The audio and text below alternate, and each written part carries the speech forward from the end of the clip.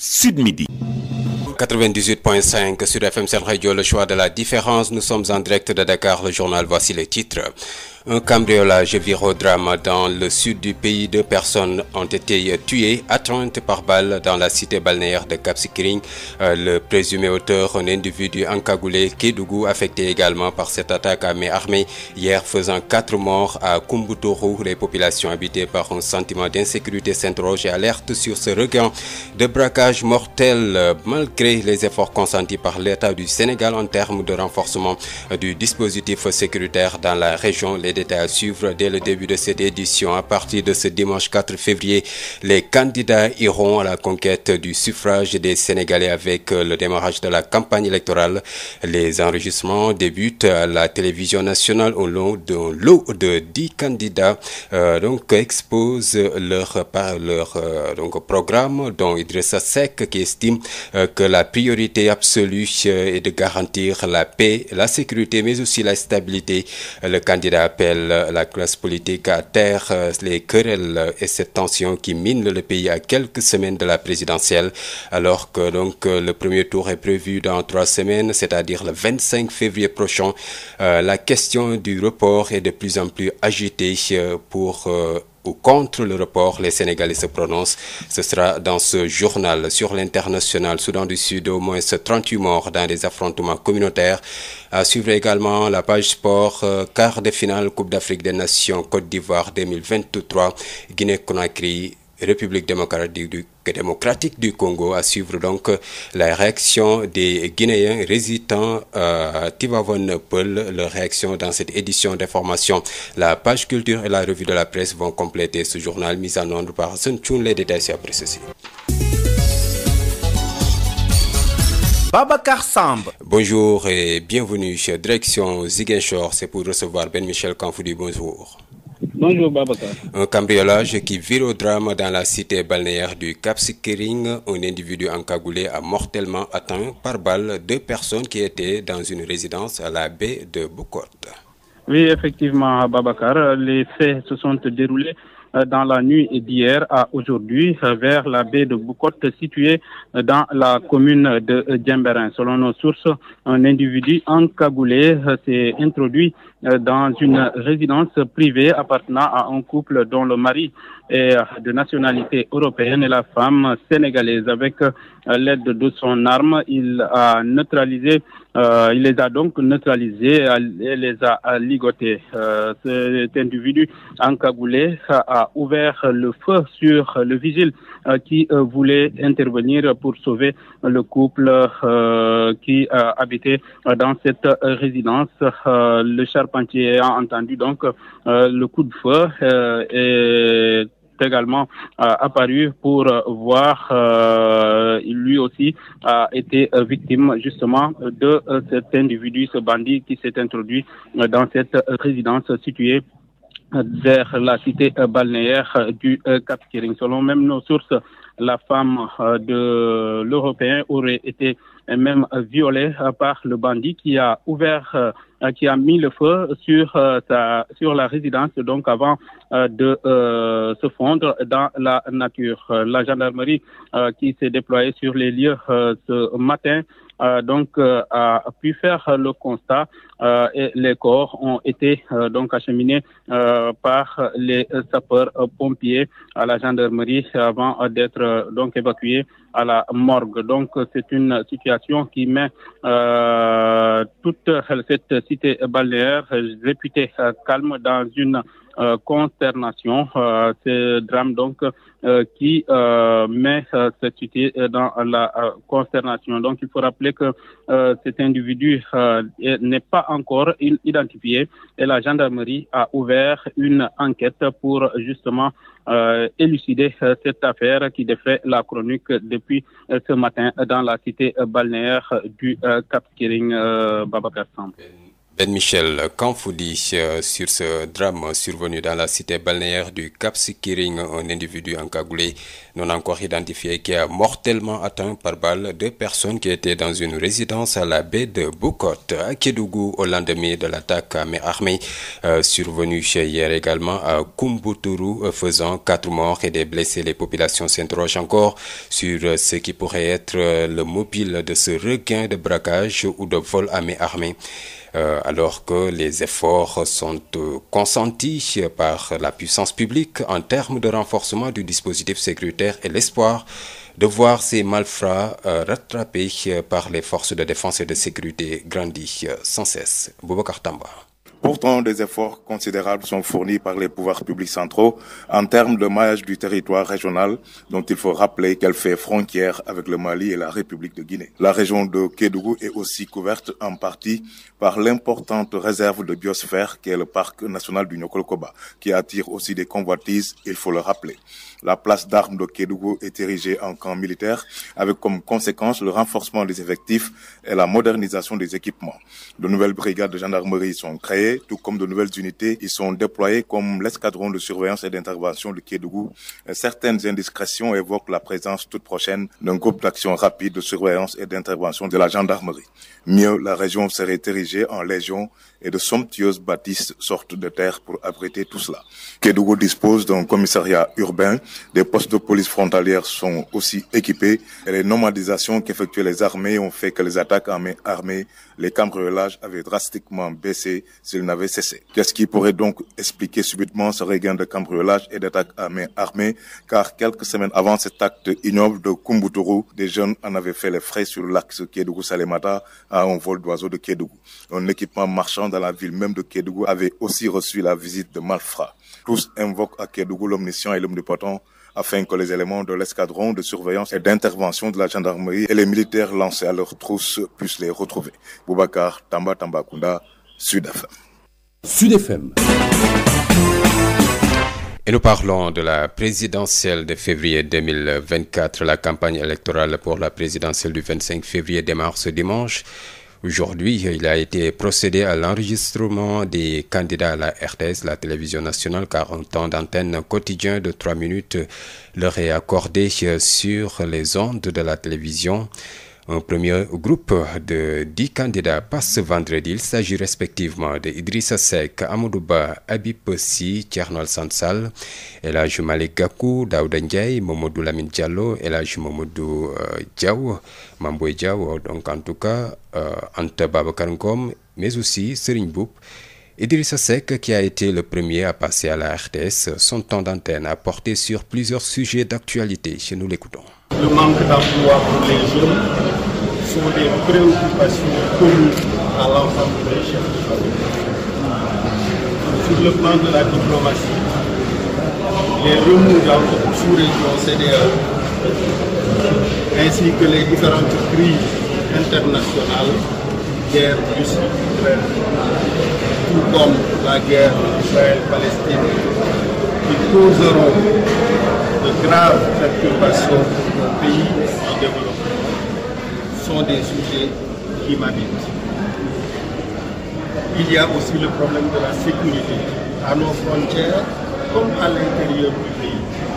Protéger les personnes et les biens, combattre le terrorisme sont des sujets qui m'occupent.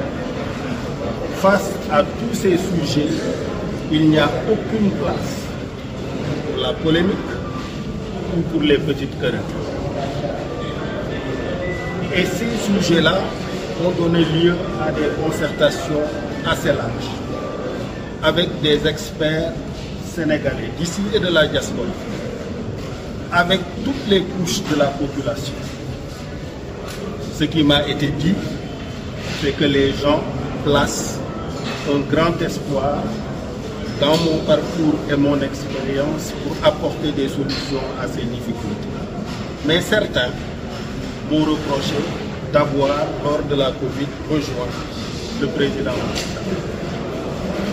Je m'excuse auprès d'eux, parce que je ne souhaite pas causer à qui que ce soit une quelconque peine. Mais si j'avais été aux côtés des casseurs, et des meneurs de la violence, en mars comme en juin, peut-être qu'on parlerait aujourd'hui d'un autre Sénégal. Et celui qui a la charge de construire ne doit pas détruire. Et c'est pour cela que je lance un appel à tous les leaders, à toute la société, à tous les citoyens, pour que nous comprenions, quelles que soient nos divergences, quelle que soit notre diversité, que la priorité absolue est de garantir la paix, la sécurité et la stabilité de notre pays.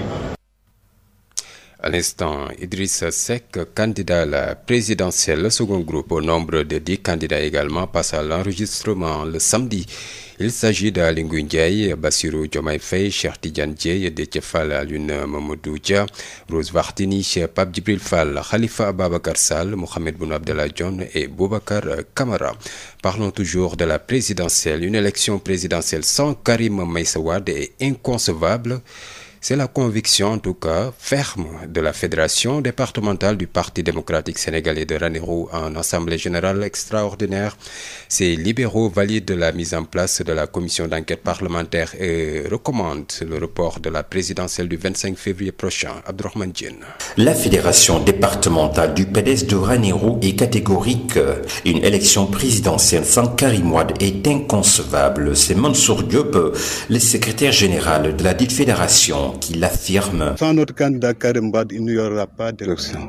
Cette résolution forte a été prise à la suite de son assemblée générale extraordinaire qui s'est tenue dans la ville chef-lieu du département. Visiblement, la décision du Conseil constitutionnel de recaler Karim Wade est une pilule qui ne passe pas. C'est avec une très grande colère que nous fustigons l'acte qu'a pris le Conseil constitutionnel d'avoir écarté notre candidat alors qu'il a rempli les conditions lui permettant de participer à ces élections. Comportement irrespectueux et antidémocratique. Pour les libéraux de ce département, les 7 sages doivent revoir leur copie pour clairement valider l'idée du report de l'élection du 25 février prochain. Ces mesures que nous avons demandées, c'est de réintroduire notre candidat Karim Meïssa Wade dans la compétition. À défaut de cela, reporter carrément ces élections. Parce que d'après toutes les rumeurs que nous entendons, si c'est avéré, la Cour constitutionnelle ne peut plus administrer ces élections. Avec le vote de la résolution actant la mise en place de la commission d'enquête parlementaire, l'idée du report de l'élection commence sérieusement à prendre un peu plus d'étoffe. Madame Abdourahmane Diène pour Sud FM.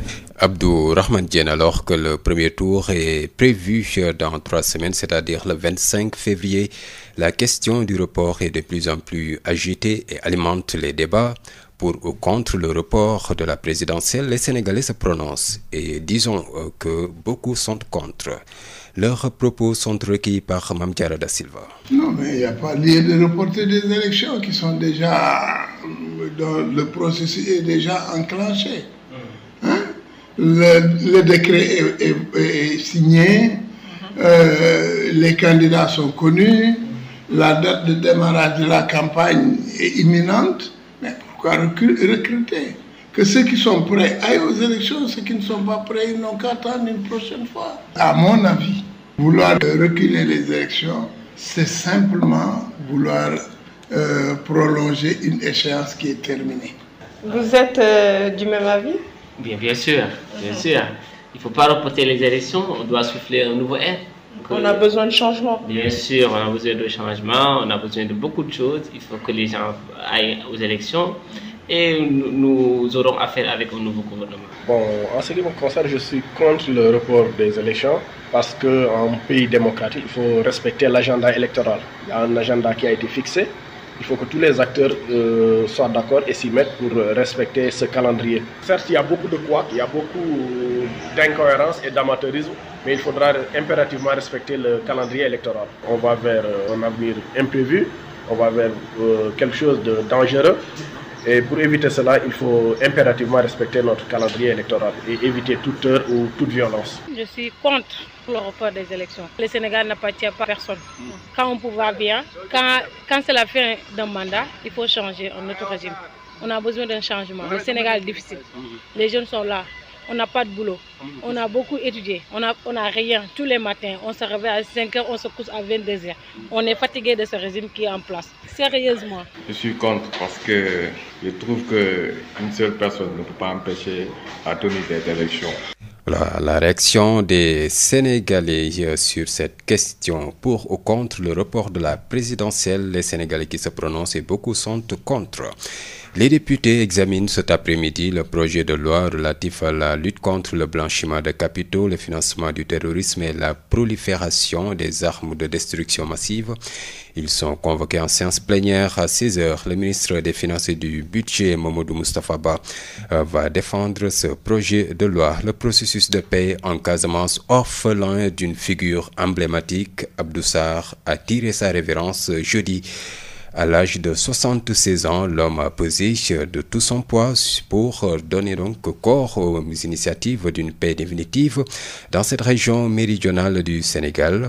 Outre l'implantation de plus d'une dizaine de radios communautaires pour la paix, Abdou a soutenu tous les domaines de développement des communautés de base durant les années de braise du conflit armé en Casamance. Retour sur le parcours de ce monument de la paix avec Moussa Dramé. L'homme était connu de toutes les contrées de la Casamance et surtout reconnu pour ses nombreuses et diverses actions participatives de développement.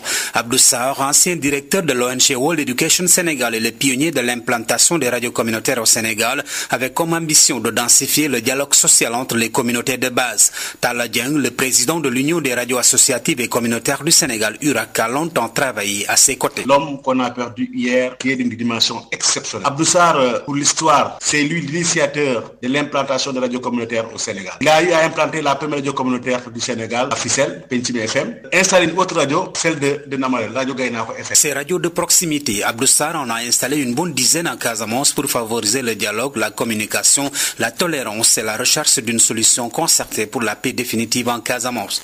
Il a beaucoup apporté pour le rétablissement de la paix en Casamance. Il fait partie de l'initiateur des négociations du MFDF et l'État du Sénégal à Foundiougne. Que ce soit Foundiougne 1, Foundiougne 2 et Foundiougne 3, Abdou était au cœur. La formation et le financement de la société civile et des groupements de femmes étaient aussi ses champs d'intervention. Beaucoup de formation, beaucoup d'appui. Cet homme-là méritait les hommages de la nation sénégalaise avec tout ce qu'il a fait. De son côté, le président de l'association des jeunes agriculteurs et éleveurs du département de Oussouye Gédo, Alimou Diallo, retient beaucoup de Abdou Sarr. On a fait beaucoup d'actions de développement dans le département d'Oussouye, à savoir donc le désenclavement des îles en octroyant 10 pirogues, des moulins et des décortiqueuses au niveau des villages. Tout cela pour pouvoir consolider cette paix. Son frère Moussa Sarr, qui a tout aussi sillonné le Sénégal pour des actions de développement, témoigne de la sympathie d'Abdou et de son amour au travail bien fait. Abdou Sarr a écrit plusieurs ouvrages dont les radios communautaires, outils de promotion pour la paix, la démocratie, la culture et le développement en Afrique et l'éducation à la paix pour la prévention des conflits en Afrique. Abdou s'en est allé ce jeudi 1er février à Dakar des suites d'une maladie à l'âge de 76 ans. Le groupe Sud Communication par ma voix présente ses sincères condoléances à sa famille. Moussa Dramé, Sédhiou, Sud FM. Sud International. L'actualité hors de chez nous avec vous, Adjane Mahim Ndiaye, bonjour. Bonjour Babacar. Soudan du Sud, au moins 38 morts dans des affrontements communautaires. Les combats ont commencé mercredi et les tensions sont restées vives hier soir et les autorités faisant état d'affrontements mineurs et craignant des attaques de représailles dans cette région isolée. Le ministre de l'Information et de l'État de Warrap a déclaré que des combats avaient eu lieu dans la région d'Alor qui se trouve dans l'État des Lacs et borde à la fois les États de Warrap et d'Unity. William Wall-Mayom a déclaré que des forces de sécurité avaient été envoyés pour calmer la situation et éloigner les éleveurs des zones humides contestées. Le porte-parole de la police de l'État des Lacs, le major Elijah Mabor Makwash, a déclaré que 19 des morts et 17 des blessés étaient des civils de l'État de Warrap et que 19 des morts et 35 des blessés étaient originaires de l'État des Lacs. Au Kenya, au moins 2 morts et plus de 220 blessés après une gigantesque explosion dans la capitale. L'incendie s'est déclaré vers minuit heure locale dans le quartier d'Embakasi à Nairobi. Un camion chargé de gaz a explosé, provoquant une énorme boule de feu qui s'est largement propagée à Embakasi, un quartier de la capitale kenyane. C'est ce qu'a déclaré sur X le porte-parole du gouvernement. Le feu a endommagé plusieurs véhicules et propriétés commerciales, dont de nombreuses petites et et moyennes entreprises. Malheureusement, des maisons d'habitation du quartier ont également pris feu et un bon nombre d'habitants étaient toujours à l'intérieur car il était tard dans la nuit. Un peu plus tôt, la Croix-Rouge kenyane avait fait état de près de 300 blessés sans donner des précisions sur les personnes tuées. Trêve à Gaza, le Qatar optimiste sur un possible cessez-le-feu entre Israël et le Hamas. Le Hamas qui a donné une première confirmation positive à une proposition de pause humanitaire à Gaza et de libération d'otages, solution approuvée aussi par Israël, selon le médiateur qatari, alors que les combats font rage dans le territoire palestinien. Une source proche du Hamas à Gaza a toutefois déclaré qu'il n'y avait toujours pas de consensus sur la proposition et que la déclaration du Qatar était précipitée et fausse. Hier jeudi, le président américain Joe Biden a adopté une mesure sans précédent visant à sanctionner des colons israéliens accusés de violence à l'encontre des Palestiniens en Cisjordanie occupée, où les violences sont accrues en marge de la guerre à Gaza pour atteindre, selon lui, des niveaux intolérables. Israël a rétorqué qu'il n'y avait pas de place pour des mesures exceptionnelles contre les colons. Ukraine, des dizaines de milliers de personnes sans courant après une attaque russe nocturne. Plusieurs dizaines de milliers d'Ukrainiens étaient privés de courant ce vendredi 2 février au matin dans le centre et le nord-est de l'Ukraine après une nouvelle attaque de drones russes en pleine nuit. L'armée de l'air a indiqué avoir pu abattre 11 des 24 drones explosifs de conception iranienne Shahed lancés contre les régions de Dnipro et Kryvyi-Rih, Kharkiv et Kherson, régions où 2 travailleurs humanitaires français ont été tués hier jeudi. Les objets sans pilote ont été lancés depuis la ville russe de Primorsko-Akhzhak et depuis le cap Choda en Crimée, temporairement occupé selon Kiev. Soyez tout Babacar pour cette page inter. 12h23 dans le studio ici à Dakar. Même heure, si vous êtes en Côte d'Ivoire, vous pouvez nous écouter via www.sudfmsamradio.com.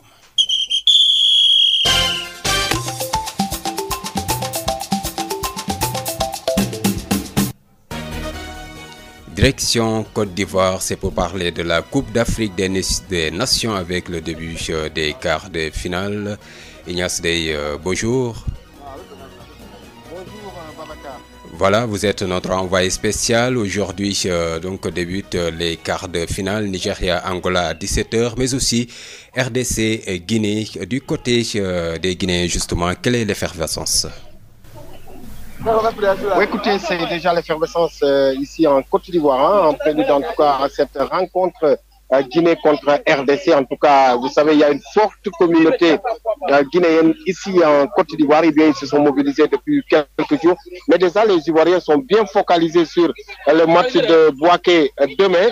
Et déjà, partout, c'est l'effervescence. On a l'impression que c'est la Côte d'Ivoire qui joue aujourd'hui, monsieur. On a l'impression que la Côte d'Ivoire joue aujourd'hui, alors que la Côte d'Ivoire joue demain à Bouaké. Oui, ça c'est la vérité. Mais pour nous, le match est déjà joué. On est déjà motivé. On a un bloc passé. On a la confiance qu'on va gagner le match de demain. Donc là, on va jusqu'en finale. Donc pour l'instant, on a pris tous les marchés en coup pour s'apprêter pour demain. Voilà. Après avoir gagné le Sénégal, vous êtes confiant? Oui, bon, le match de Sénégal qu'on a joué, sincèrement dit chez moi, c'est une finale. Oui, donc, tout ce qui est là, on sait que ça a été déjà joué. Là, c'est la relation qu'on vient regarder. Oui, c'est la relation intérieure. Le match est déjà fini. Et au lieu de vous préparer pour la Guinée, etc. Oui, c'est ce que je viens de dire de suite là. Tous les matchs qui restent actuellement là, c'est un match qui a été déjà gagné. Genre, on n'a pas la tête ça, on a déjà joué, mais dans ces relations, on vient regarder. D'accord, merci. Voilà donc les Ivoiriens hyper optimistes. C'est l'effervescence ici à Babacar, un peu partout en Côte d'Ivoire, à Abidjan, à Bouaké, dans les rues de Yamoussoukro également, les Ivoiriens qui se mobilisent. Tout est orange, blanc et vert aux couleurs en tout cas de la Côte d'Ivoire. La Guinée donc qui se prépare également à jouer l'équipe de la RDC. Vous le savez, la Guinée, nos voisins guinéens également qui sont très mobilisés ici en Côte d'Ivoire pour ce match aujourd'hui. Ils espèrent en tout cas franchir ce cap des quarts de finale pour aller dans le dernier carré d'as. En tout cas, on en saura un peu plus ce soir après le match contre l'équipe de la RDC. Voilà Babacar pour l'ambiance ici en Côte d'Ivoire. Les quarts de finale qui démarrent aujourd'hui, mais déjà les regards sont focalisés sur le match entre Côte d'Ivoire et Mali. Ce sera donc demain à Bouaké. Côte d'Ivoire, Mali, demain à Bouaké. Donc ce soir, c'est l'affiche Guinée contre la RDC, affiche très attendue. Les Guinéens résidents à Tivaouane Peulh se disent confiants. Ils soutiennent être fiers de leur équipe qui, pour la première fois, vient de se qualifier en quart de finale. Les pronostics vont bon train. Certains parlent de 2-0, d'autres ne souhaitent que la qualification. Suivons ce micro-trottoir réalisé par Denisia Sambou.